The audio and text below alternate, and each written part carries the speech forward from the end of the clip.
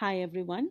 So in this video, we'll be discussing about the abnormal spaces in the milk teeth. So I am clearing this in the beginning itself that when the child has only the primary dentition, that means when the child has only the milk teeth in his or her mouth, these are the spaces that are abnormal to be found. So the first in this category will be missing teeth. That means if you have a space because of a tooth not erupting, that is, when you see that there's a blank space in the region of a milk tooth and that milk tooth has not erupted. So that is quite worrisome, and you need to visit your dentist that why is this space there and why is this milk tooth not erupting. So this makes our first point. Then second is space because of broken teeth. As you can see here in this picture, the crown portion, that white portion of the teeth which you usually see in the mouth, that's broken, and it's only the root that can be seen in the photograph. So when you have a space because of that, it's an emergency situation. You need to make your child visit the dentist and get the tooth properly treated, and you need to get that space filled after getting a proper treatment done to that tooth.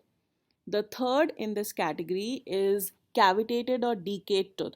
Now, as you can see in this picture, whenever you have decaying process going on the tooth, that leads to the tooth structure falling off and creating space. So that is also not normal, and this causes the consequence of the teeth that are present adjacent to that tooth to move in that space and obviously get malaligned or out of the arch. So that also needs to be corrected, and it's not normal to be seen. Then the fourth in this category is ectopically erupted teeth. If you have seen my previous video, I have an entire dedicated video on what ectopically erupted teeth means, and I'll give the link to that video in my description box. You can check that video out. So whenever you have an abnormally placed tooth, that can also create crowding and that can also create spaces which are not normal. Then the fifth in this category is premature exfoliation. That means when your milk tooth, because this is what we are discussing with regards to the milk dentition or the primary dentition. So whenever you have premature exfoliation, that means the milk tooth has fallen off before its due time. Then that also creates a space, and you need to see what is the reason behind it. In some children who are early maturers, they have their teeth falling off quickly and coming on also quickly. So if that's the case, then there's nothing to worry. But other than that, you need to see what has happened. So in this category also, you need to make your child visit the dentist. Then this is the case of high frenal attachment. Now, if you have seen that video of wherein what you need to see in your newborn's child's mouth, in that video I have discussed in detail about what high frenal attachment means. So as you can see in this picture, that thick band of tissue which is present in between those central incisors, those large shaped central teeth.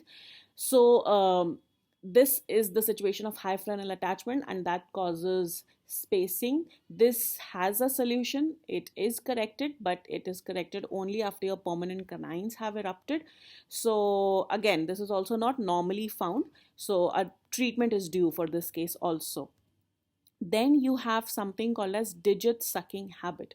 That means if your child has this habit of suckling his or her thumb or his or her finger, that also creates a lot of space in between teeth because the teeth tend to flare by the pressure that is exerted by the thumb or the finger on the tooth.